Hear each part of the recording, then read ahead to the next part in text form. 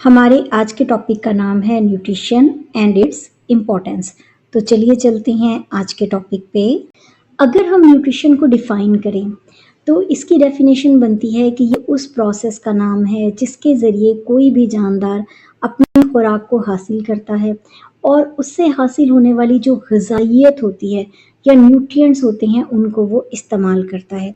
क्योंकि इन्हीं को इस्तेमाल करके, इन्हीं न्यूट्रिएंट्स को इस्तेमाल करके कोई भी जानदार जो है वो अपनी ज़िंदगी के तमाम मामलात को चलाता है। जैसा कि अगर उसने ग्रो करना है तो वो डेफ़िनेटली उसी प्रोटीन या अमाइनो एसिड की वजह से होगा जो उसने खुराक से हासिल किया है। अगर वो हेल्दी रह रहा है या सेहतमंद रह रहा है तो इसका मतलब है कि उसकी बॉडी में बनने वाली कुव्वत मुदाफ़ियत इन्हीं न्यूट्रिएंट्स की मदद से बन रही है। इसके अलावा बात ये है कि जानदारों की बॉडी में बहुत सारे काम होते हैं। फॉर एग्ज़ाम्पल डेड सेल्स जो हैं वो हटा दिए जाते हैं, उनकी जगह नए सेल्स बनते हैं, या अगर कहीं बॉडी में कोई इंजरी हुई है तो वहाँ पे जो रिपेयरिंग हो रही होती है या आप समझ लें कि दुरुस्तगी हो रही होती है, तो वो भी इन्हीं न्यूट्रिएंट्स या ग़िज़ाइयत की मदद से जो है वो होती है। इससे पहले कि हम आगे प्रोसीड करें, थोड़ी-सी बात जो है वो हम कर लेते हैं, उसके बाद हम आगे चलेंगे। तो उससे आपको समझ आ जाएगा कि न्यूट्रिएंट्स आखिर क्यों इम्पोर्टेंट हैं या ग़िज़ाइयत क्यों इम्पोर्टेंट है। देखिए, आपने देखा होगा कि जो छोटे बच्चे होते हैं, जब वो ग्रो कर रहे होते हैं, तो हमारा फ़ोकस होता है कि हम उनको बड़ी अच्छी खुराक दें, ख़ास तौर पे उनकी खुराक में प्रोटीन हो, यानी कि दूध हो, अंडे हों, दही हो, गोश्त हो। उससे क्या होगा कि उनकी ग्रोथ बड़ी अच्छी होती है। इसी तरह से आप देखें कि जब हम कहते हैं कि हमने कुव्वत मुदाफ़ियत को बढ़ाना है या हेल्दी रहना है, तो आम तौर पर कहा जाता है कि आप फ्रूट्स खाएँ, विटामिन सी का इस्तेमाल ज़्यादा करें। तो हम जो है वो ऐसे ख़ास तौर पे फ्रूट्स को चूज़ कर रहे होते हैं जिनमें विटामिन सी बहुत ज़्यादा हो, ठीक है? तो इसी तरह से अगर फॉर एग्ज़ाम्पल खुदा ना ख़ास्ता कोई पर्सन जो है वो बीमार हो जाता है, या इस तरह से कि खुदा ना ख़ास्ता कोई फ्रैक्चर वग़ैरह हो जाता है बोन वग़ैरह में, तो हमारी कोशिश होती है कि हम मरीज़ को सूप दें, ठीक है? इसी तरह से यखनी बना के दें, या कोई गोश्त खिला दें, कोई कीमा खिला दें, ताकि उसकी बॉडी जो है वो जल्दी से रिकवर हो सके, अपने आप को रिपेयर कर सके। क्योंकि हमारी ज़िंदगी के लगभग तमाम के तमाम मैटर्स का ताल्लुक जो है वो ग़िज़ाइयत से है। अगर हमारी ग़िज़ा अच्छी होगी, मतवाज़न होगी, ज़बरदस्त होगी, तो डेफ़िनेटली हमारी बॉडी के तमाम मामलात सही चलेंगे। और अगर बॉडी के तमाम मामलात सही चलेंगे तो इसका मतलब है कि पर्सन सेहतमंद रहेगा। तो हमने यहाँ पर एक बात तय कर ली कि हमारी ग़िज़ा या न्यूट्रिशन बहुत अच्छी होनी चाहिए है, ताकि कोई भी मसला ना हो। अब इससे आगे बात करते हैं।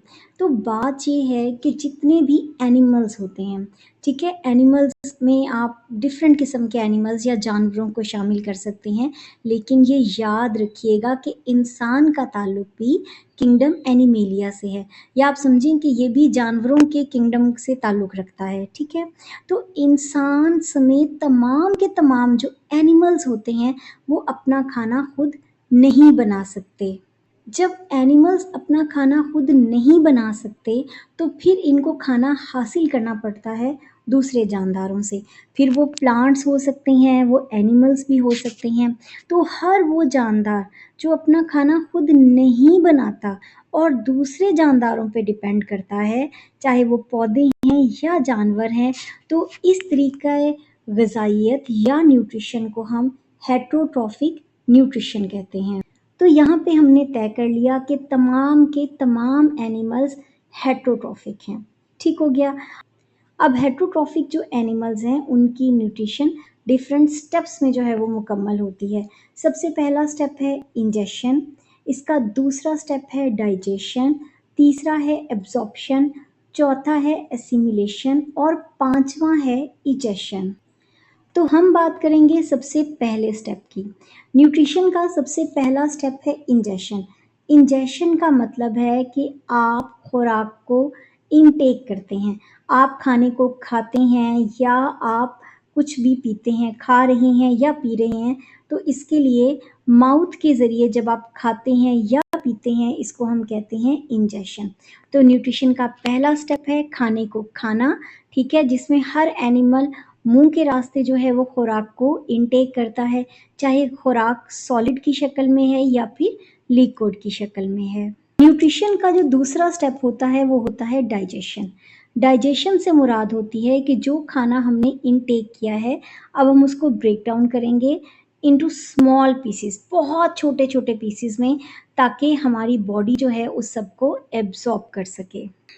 न्यूट्रिशन का जो तीसरा मरहला है वो है एब्जॉर्प्शन। अब एब्जॉर्प्शन में हमने क्या करना है कि जो खाना हमने खा लिया था, हमने अच्छे तरीके से उसको डाइजेस्ट कर लिया था, इंतहाई छोटे छोटे पीसेस में वो तब्दील हो गया था, उसको हम बॉडी फ्लूइड के अंदर जो है वो डाल देंगे।